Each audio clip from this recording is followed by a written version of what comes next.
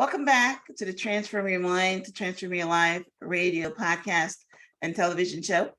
I'm your host, Life Coach Marina Young, and sitting in the guest chair today is Jessica Baum.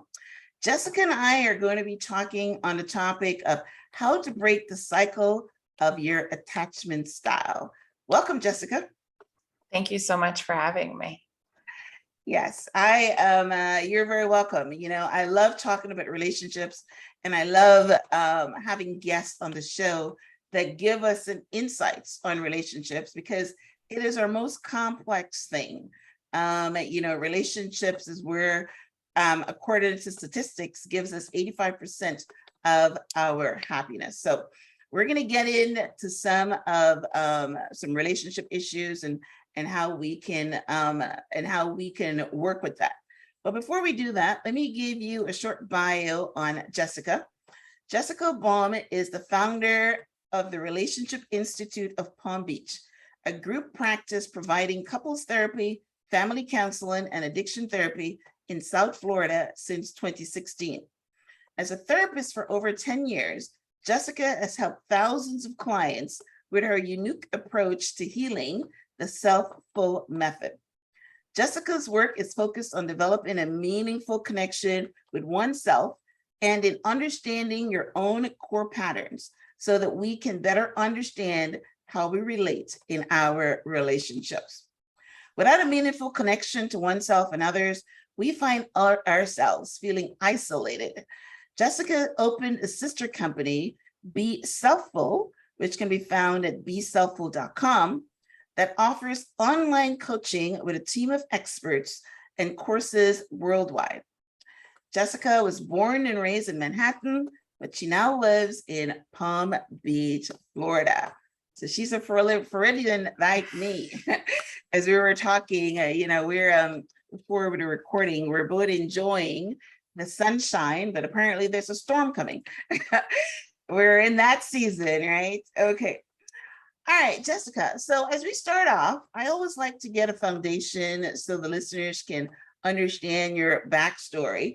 So what was your journey to becoming a couples therapist? Tell me there's a juicy story there. Well, definitely through my own interpersonal struggles for sure. I did a session around something called imago therapy. So I'm a psychotherapist and I went to a psychotherapist and I worked with imago therapy, which means image. And through that work of my own personal work, I started to develop an understanding of my own attachment wounds and how I was relating in relationship. And that definitely made me want to become a certified imago specialist. So that's one of the things that I am passionate about. And then I started working with like substance abuse centers, but I started treating families. So a lot of codependency, a lot of system issues.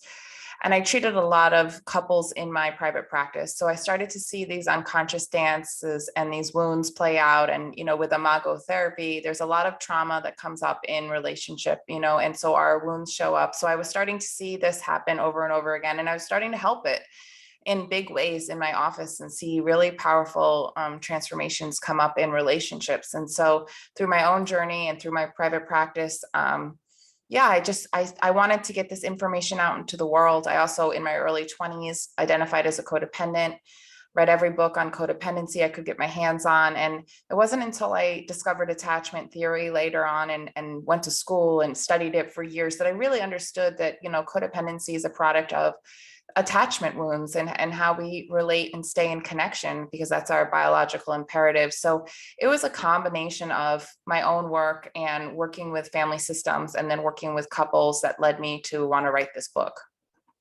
Oh, that's amazing. You unpacked a lot of stuff there. One, imago therapy, I've never heard of it. How do you spell that?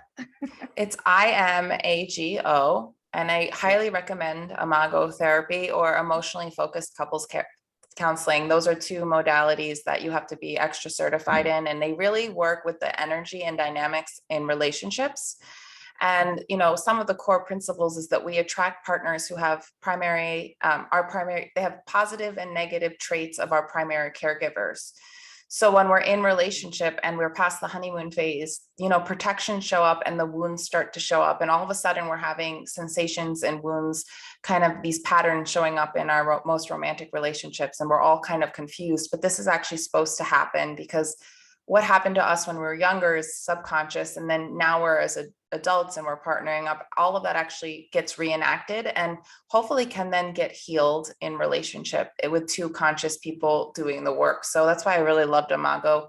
It's not about a therapist sitting in a room telling you what to do. It's actually led this beautiful dance between the couple where the therapist is outside leading deep dialogue to help each person see where their wounding is in such a beautiful way. It's experiential. So it's a process you go through. And it just impacted me very deeply that I decided to kind of get certified and trained in it myself. And I've had a lot of success with it. Well, it sounds beautiful. And, I've never heard of it. And I've been interviewing on the show for 7 years now.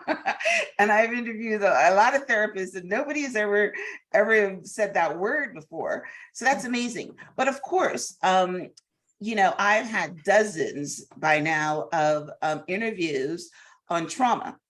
And so when you're talking about wounds, are you talking about traumatic wounds or are you talking about, well, I guess everything is trauma because even if you were abandoned or you were abused, it still is in the trauma bucket, right? So is that what you're talking about? Yeah. So, I mean, really, I'm talking about developmental trauma. And so trauma has a big word. And if you're listening, you might be like, I have no trauma. But the truth is, our earliest experiences, even though they might not appear like trauma, how we relate to our primary caregiver, how rupture and repair happen, what those early interactions are, and through our developmental process shape the lens in which we, come out into the world. And not only that, they shape our physical body, they shape our nervous system. So there's a lot of impact that happens when we're young that we don't even realize it until we get intimate and close with another in our adult years. And so that's essentially attachment theory. But yeah, it's adaptations, how we adapted when we were really small to stay in connection or keep ourselves safe is usually how we will adapt in our romantic relationships when things get a little bumpy. Okay, all right. So I'm still trying to wrap my head around this one. And I'm pretty sure our listeners are too. So, we're going to get into the attachment style in a minute, but I want to unpack this one.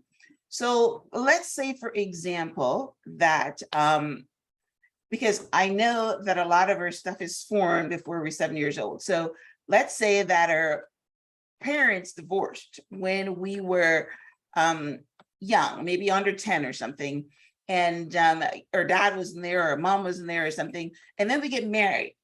So help me unpack how that transfers into a couple's relationship. Yeah, I mean, it's another one. If you don't like that example, give me one because I want to make a connection. Yeah, I think that, when you're in relationship, how you respond and react to pain, intimacy, and abandonment, all like if you're listening, it's, like, okay, I have a fear of abandonment, or I need to stay close in my relationship, or I'm a people pleaser. Or the other way is I'm super independent. I need to be walled off. I need to be on my own. Those are protective strategies. And so when you're younger, a lot of different events can happen, usually even younger than that. And when we're talking about co-regulation with our primary caregiver, we're talking about infant coupling almost.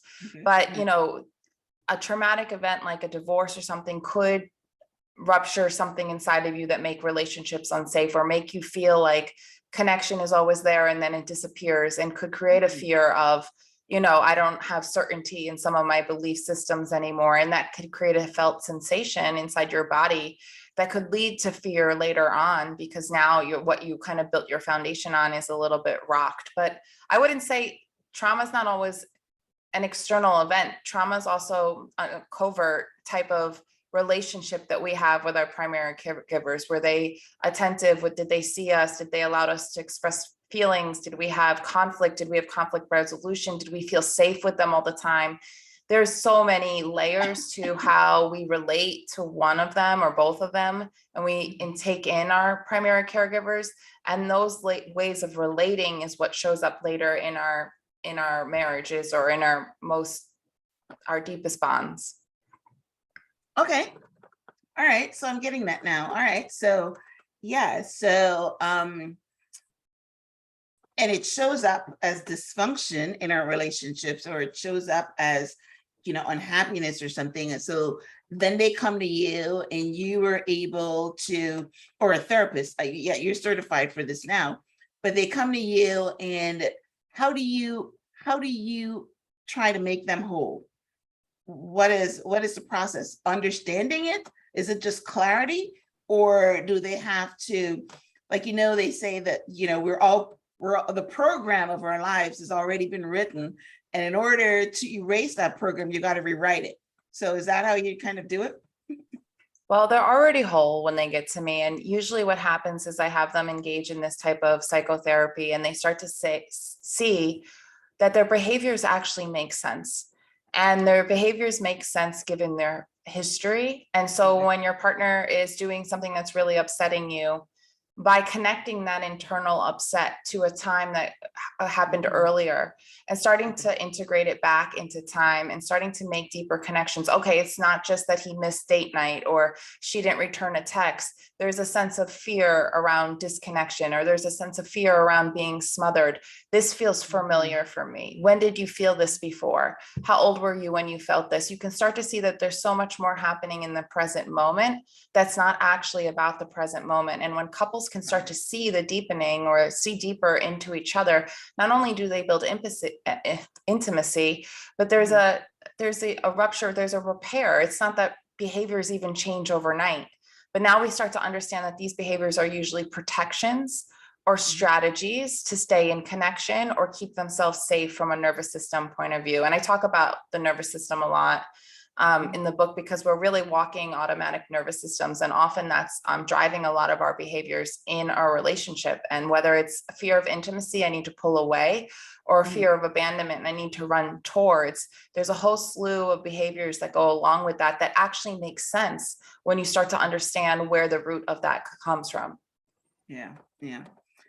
Well, yeah, finding out who you are, finding out what your patterns are, what your subconscious patterns are. I mean, like I said, I talk to a lot of people on the show that all coaches are working from that foundation, because so this is just a different spin that I haven't heard before, which is beautiful. And it sounds like something that is very rewarding, because we all jump from one relationship to a next thinking that there's something wrong with that person. But then if we look closer, we'll find that maybe the reason that we're jumping from one relationship to the next is because it's of our wounds, as we were going to call it here, of our wounds. And we keep thinking it's the other person. But once we find out, where it's coming from, or what like you're saying, where the fear is, then that is really great. And a lot of people don't want to do the work. They just say, hey, divorce is there, let's just get it. Or let's just, if there's not married, just leave. But I'm so grateful for the industry right now, where people are doing the work in order to heal themselves. Absolutely. So that's great. So now, one of the things that we want to talk about here today specifically is our attachment style.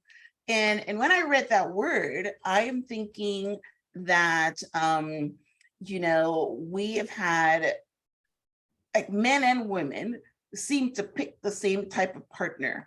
Whether, for women's per se, they usually end up in, a relationship where maybe the man is abusive, or a relationship where, they're abandoned, but they seem to have these group attachments. So I think that's probably where you're going, right? So, but now you're labeling them an attachment style. So tell us about that. Yeah, so there's attachment style is a category, but they're really embedded patterns that we form in our nervous system early on. And there's 4 traditional attachment styles categories. There's secure, and that's someone who has grown up with an inherent sense of trust, doesn't struggle with intimacy, or feels okay being alone, and they really trust, they have an inherent trust, and they really are secure within themselves. And the other three styles are insecure. So there's anxious, which is the one I wrote my book on. And then there's avoidant, and there's fearful avoidant. And so anxious people tend to have gotten inconsistency in their parenting. So they, there's also a heightened anxiety in them, like a hypervigilance. So we actually mirror our mother's brain and nervous system when we're developing. And if our primary caregiver wasn't consistent enough, we're always kind of waiting for the shoe to drop. There's a sense that connection isn't going to stay the same, and I got to keep my partner happy, or I have to bend over backwards. We'll track the body of another, and we'll tend to self-abandon our own body as a way to survive. I mean, it's actually how we learn to survive and stay in connection in our, in our earliest relationships. Avoidant attachment is really someone who didn't get emotional needs met well and learn to kind of rely a little bit more on their own, and they become more independent. They tend to be people who are really focused on career, really left mode people who are successful, and they are not as dependent. They don't need as much connection. These two, anxious and avoidant, tend to partner with each other, which I could go on and on about that dynamic, but it can be healed, but it's a more challenging dynamic because the inherent need, one needs a lot of connection and reassurance, and one needs a lot of space and independence. So just their inherent needs are so different because of their attachment style. And then there's fearful avoidant, which is an embedded combination of both. And the truth is, I'm staring at a graph right now, attachment is a wheel and it fluctuates. So it's a two-way street. So you have your embedded patterns, but how they show up depends on also who you attach to and how their patterns combine with your patterns. And then you have a combined embedded pattern dance between the relationship. And I would say all relationships have a dance to some degree. So it's complicated and it's layered, but usually you have one way of trying to get your needs met, whether that's reaching out, expanding, being dependent, or being interdependent and isolating when you're scared, shutting down. Or if you're lucky to have more secure, you won't do those behaviors quite as much. And if your partner does them, they won't dysregulate you as much. So, we're all trying to work towards what we call earned security, which is a lot of the work that I do is getting that security from within, and depending on the right relationships in order to build that inner security is very important. Very nice. So, okay. So I got it wrong then. When I was thinking attachment styles, I was thinking like attachment patterns. But what you're talking about is how you show up in a relationship. How is your style of being in a relationship? And as you were talking, no, they're still patterns. They're definitely patterns. They're more embedded patterns than anything else, just to let you know. Right. Okay. But all right, so we'll get to the patterns in a minute. But as you were talking, I remember I heard a story where there was this woman that was married, and she wanted her husband to tell her that he loved her like 5 times a day or something like that. And as soon as you would tell her he loved her, she would ask again. You know what I mean? So in the end, he left her because he couldn't stand always her insecurity, wanting to be told that he loved her all the time. So as you were talking about attachment, obviously this person was very anxious, insecure, or one of your labels kind of thing, right? So how does, so let's say you have one of those, somebody that's very insecure, and she mates with someone that's very secure. So that person, let's say it's the woman is insecure and the man is very secure, and the woman needs the man to tell her that he loves her all the time. And as soon as he finished telling her, she still wants to be told that she's loved. And he, because he's very secure, doesn't really need her to tell him that he loves him because he's very secure. How does that dynamic work out? We don't know that he is very secure just because he was asking for love. We don't really know the whole picture. We do know that she was insecure. And truthfully, someone that insecure partnering with a true secure person will not only say, I love you, but the essence will be felt.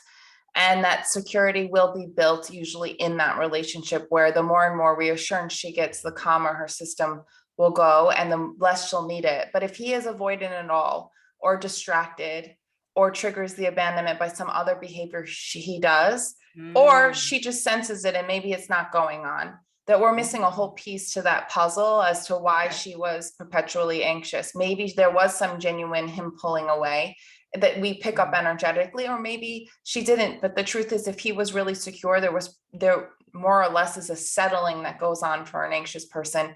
And the need for reassurance goes down because they start to build that inherent trust with more of a secure partner. So we need a little more of that story. It sounds like he's told that story.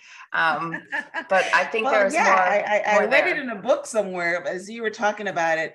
But all right, but I like what you say though, because I'm thinking that if someone is that insecure, then they really would never become insecure. And that's basically what was the message in this book, is that the person, regardless of how much she was told that she was loved, never really accepted it.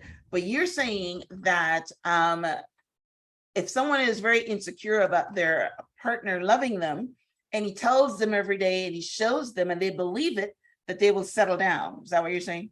Yeah, I mean, due to neuroplasticity, no one can say that any attachment style is static. We have the research to show that things are always changing, and we will move towards warm connection and build new neurowiring and build new secure attachment. The more secure people we attach to, not just our husband or wife, but friends and colleagues, the more we have secure, safe people in our life, the more self-confident and the more inner security is get built. It's actually healthy dependency, interdependency that we're looking for. So if a baby felt like there was a lack of trust and they would be dropped and they couldn't depend on their primary caregiver, when you're an adult and you can actually depend in healthy ways on many different people who are safe and secure, you rebuild that inner security from within, and it's very changeable. It does require a little bit of work, but it definitely is a changeable thing.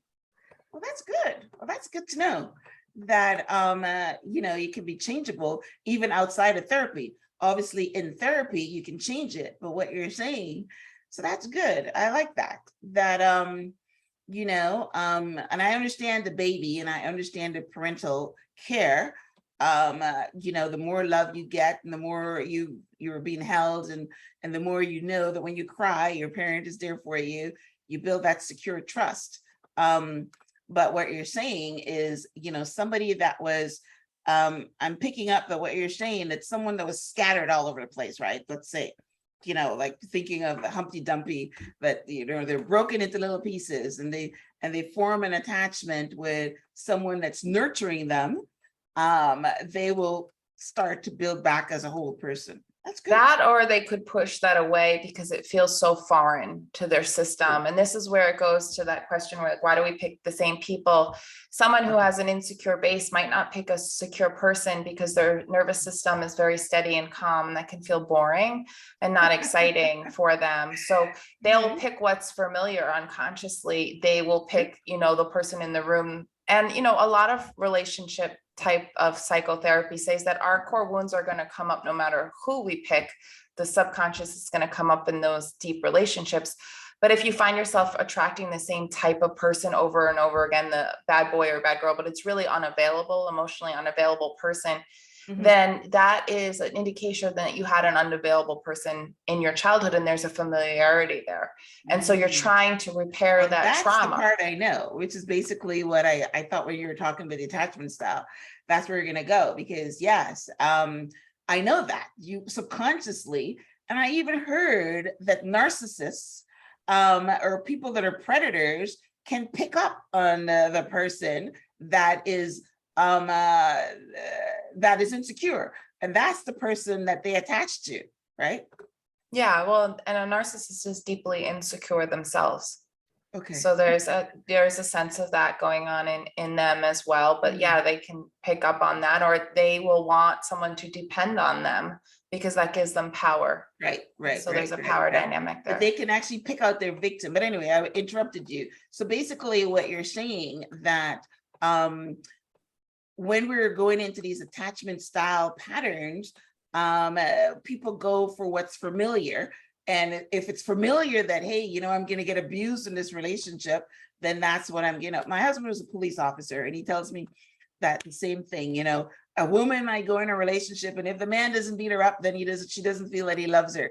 That kind of thinking, so That's what they're Yeah, trying. there's a lot of, subconscious, you might not think or see that in the beginning of the relationship, but there's an allure there that feels familiar. And that you're actually, and what Imago would say is that person's trying to heal their trauma by picking their trauma, but unfortunately they end up just recreating their trauma without the conscious awareness of what they're really doing. But if there is an insecure base there, by being around friends and families and coaches and people who are secure, you start to feel, oh, this is what it feels like to be in a healthy relationship. And the more you can feel into that, and this is a body experience, the more you realize that's what I want in my romantic partner too. But if you didn't have an experience of healthy relationships, or you don't have them, you're not, how are you supposed to know what that actually feels like? And if that shows up, you're probably more likely going to push that away, because you might, love feels very different from you. So we have to work on the way that love feels inside your body with new healthy relationships, so that you start to learn, no, actually love feels warm and consistent and reliable and safe. Safety is important.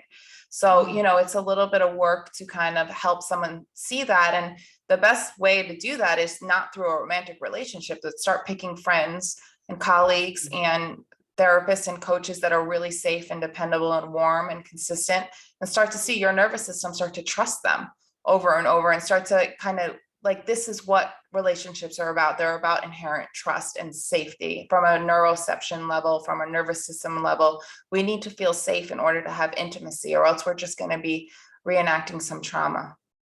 Yeah. Okay. Wow.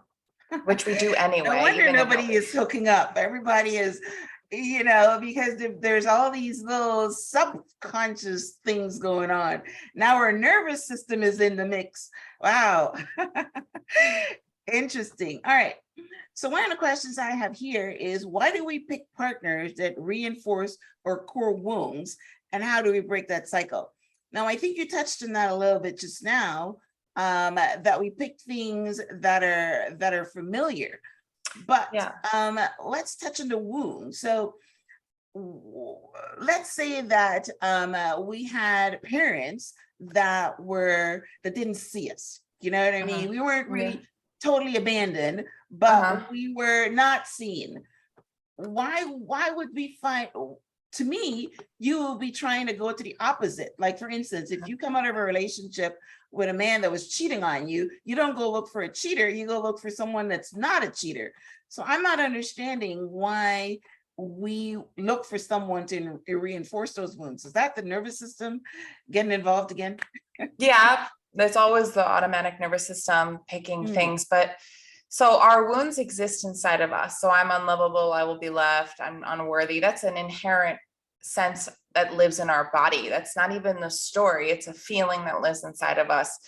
So if we feel that way, we can even pick someone who make us at the center of the world. And as the relationship goes through phases and they step away, whether they really step away or they really neglect the relationship, all the feelings of being unworthy or not being seen or being neglected are actually going to come to the surface, because there was togetherness and then there was separateness, which happens in every relationship. So it's going to bring that up. The degree in which it brings it up depends on the person that you pair with.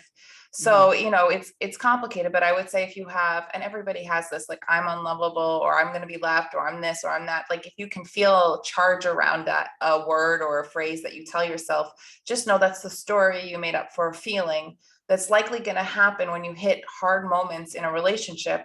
And if you have a healthy relationship, you can work through those hard moments consciously. If you have a turbulent relationship, it might just keep repeating that feeling and that sensation. And again, that's your nervous system going into fight, flight, coming up with stories in your head to match what you're feeling in your body. And you just keep buying the same narrative over again. Okay. All right. So it doesn't necessarily mean that when we're mating, we're looking for it. It just happens to show up when we're inside the relationship.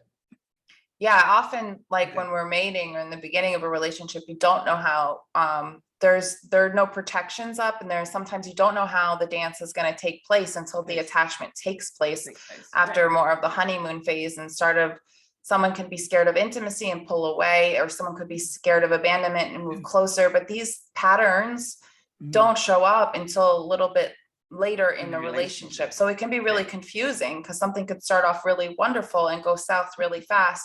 And that's because protections and adaptations and your nervous system started to get really scared and it became unsafe really fast for one or both parties. Yeah, I get you. I get you. I get you. All right. So what exactly is a trigger? And what are some of the tools that we can use when triggered in a relationship? So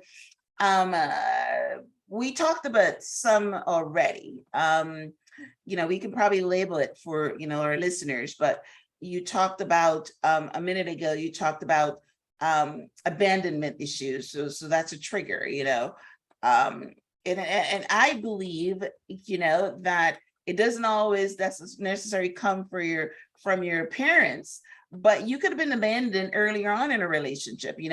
A lot of us start dating as a teenager, and do you find that it comes from there, or it's always your childhood?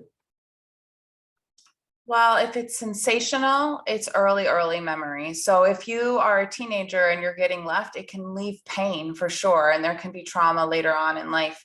But if you have a really secure base, you'll probably be like, oh, you'll recover much faster.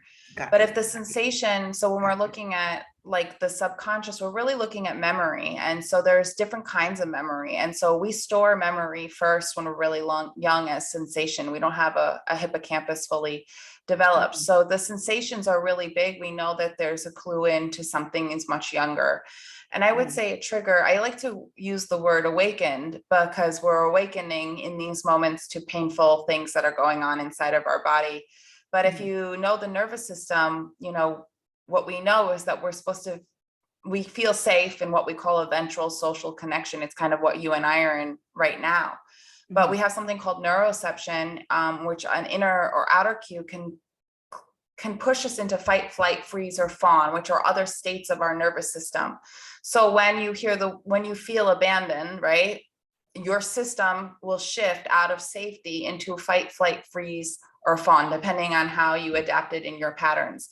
So when your body is going into an activated state, usually sympathetic arousal, and your thoughts are like this person, start blaming and projecting, there's a chance that you're not feeling safe in your body. And then that has activated something very scary inside of you. I say it wakens a younger part of you up. And a lot of people use the word trigger. I just recently started to move away from that word, because when you say, oh, this awakened something very scary in me, we can hold that, we can be with that, we can start to understand that, we can link that back. Sometimes when you hear trigger over and again, I think of a gun and I think trauma and shame, but really we're awakening parts of ourselves all the time. And the closer we get to another human, the more likely we're going to awaken deeper parts within ourselves as well. Wow, you're doing good work. I am very interested in your research. It's amazing. All right, so you have developed this method that's called the self-full method. You want to tell us about that? Because sure. I for the viewers, it's in this book that I just published. It just came out, this book, and it's all around this.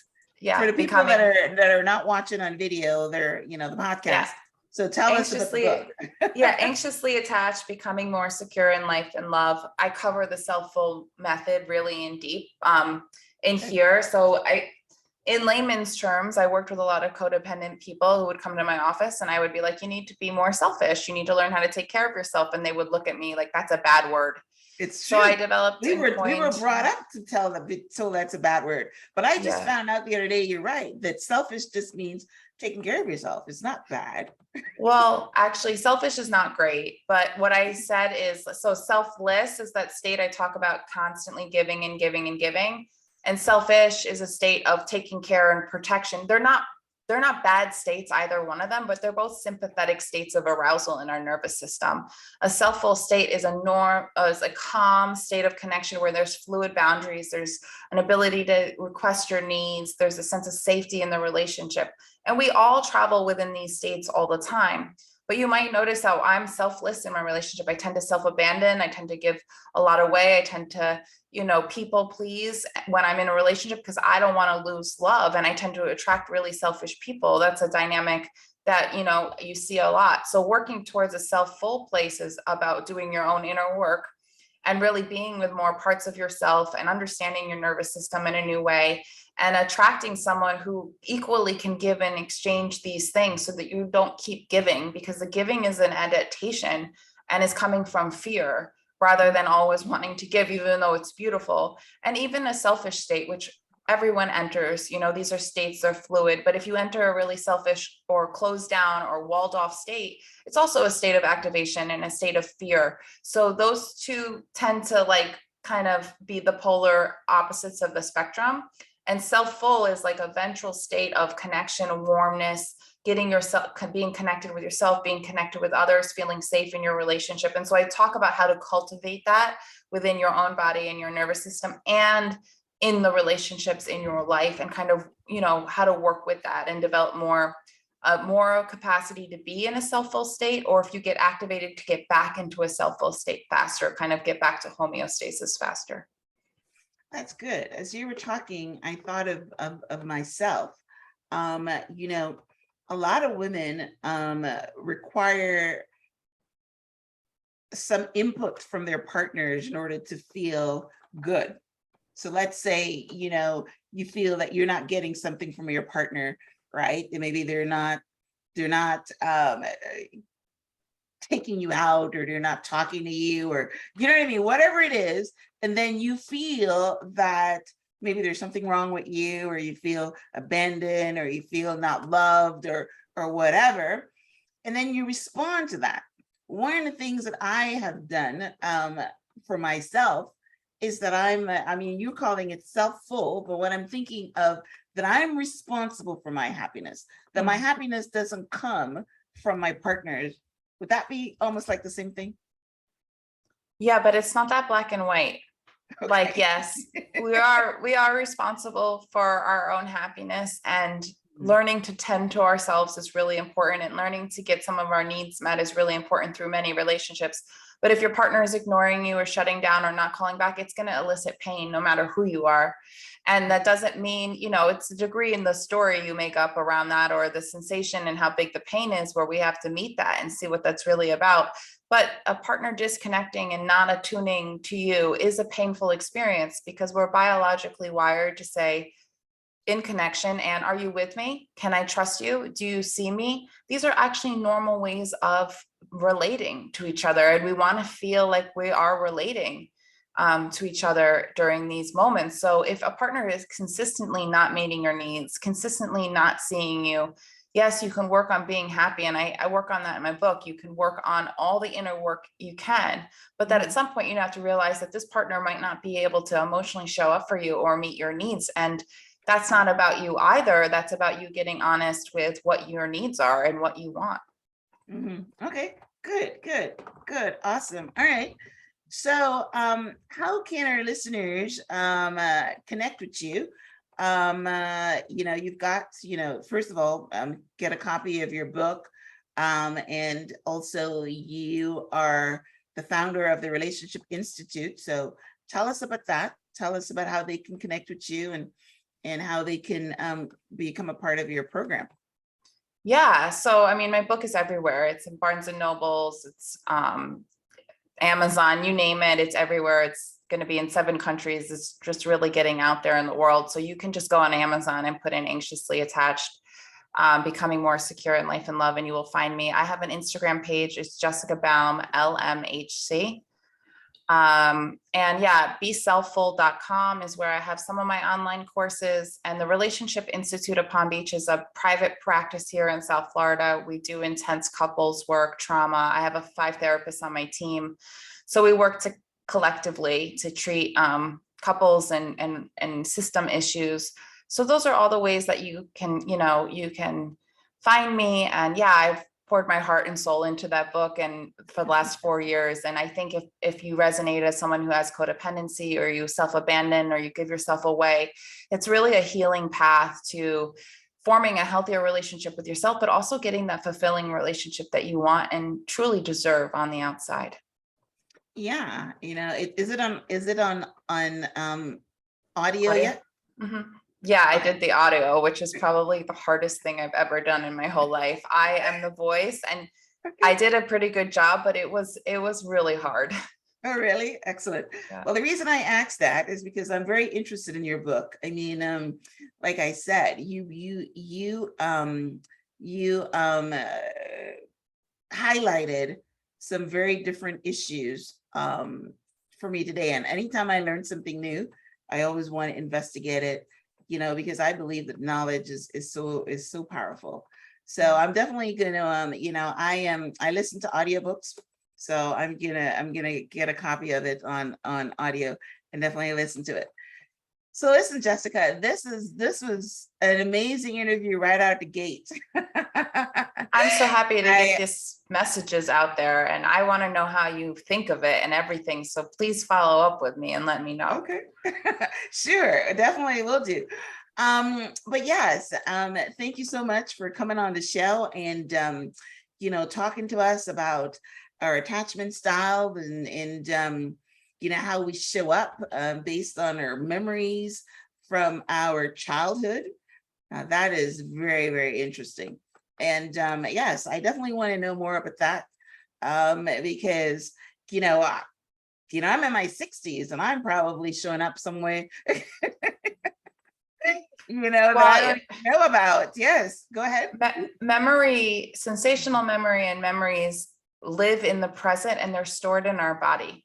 And we don't even realize it. I bet you people are listening and saying, I don't have trauma, or we can't fully relate to that. And like, I think that's why I wrote the book, because I don't think we're in a culture that actually understands, no, actually your experience impacts your lens, your paradigm, every single thing. And if you don't have awareness around that, this is actually your experience and there's another experience or there's another way, you're going to stay in your experience because that's what you know. But the truth is, we store so much, and the earlier our experiences, we're storing memory when we're in womb, which is crazy. And so we're storing memory in a cellular level, and it doesn't just live in our head. It very, very much lives in our body. It lives in our heart. It lives in our muscles, it lives in our cells, and it lives in our belly. We have a heart brain and we have a belly brain. And if you've ever been in a relationship where someone's ghosted you or not called you back, it's usually your heart or your belly that's firing off because something is saying danger, danger. Yep, definitely. Yeah. Fear right. is in the belly. Well, fear is usually in the belly, and then your connections, the positive connections, and your heartbreak is usually stored in your heart. So, these centers are actually way more powerful. I shouldn't say more powerful, but 80% of the information you receive every part of the day is shooting your body up to your brain. And it happens much faster than your brain can even process. So your body is scanning and cueing. Like when your partner picks up his phone and he's looking at his phone and all of a sudden you're having sensations in your body is saying, not safe, feeling disconnected right now. Your body is sending that up. And then your brain is saying, my partner's a jerk, he's picking up his phone. But the truth is, the feeling of disconnect lives inside of you. And that's a painful experience for everyone. Yes, I agree totally. And so all right, so listen, this has been interesting. I will definitely pick up a copy of your book. A very interesting conversation. Guys, you know that I will have a transcript of my conversation with Jessica on the show page, which is blog.myhelps.us. I will also have links to her book and also links to her. Send me also the links to your private practice. Did you give me the website for that? I'm going to put it in the chat. Oh yeah, beselfful.com. Yeah, and then Amazon link would be great. Okay. Do you want that link? No, I can find it. I can just search for your book and find it. So yeah, I will link out, and I will link out to her website and link out to her books. And you can get, if you missed something that we have spoken about here, then you can re-listen to it on any of the 24 podcast players, or just head to the show page for a transcript. So Jessica, thank you so much for being on the show, for opening my eyes on relationships, which is one of my favorite things. And good luck in your practice. And of course, you're right here in Florida, so any of our local listeners, you can definitely go check her out at the Relationship Institute of Palm Beach. For sure. Any last words before you wrap up? I just want to say thank you for asking me these questions and bearing with my very detailed answers and I love that. just being here with you. So thank you so much. I appreciate it. You're very welcome.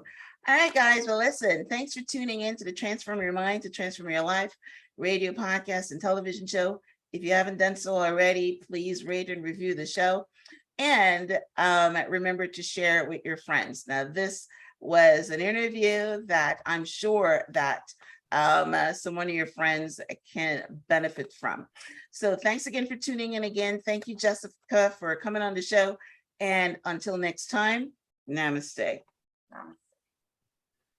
Oh, that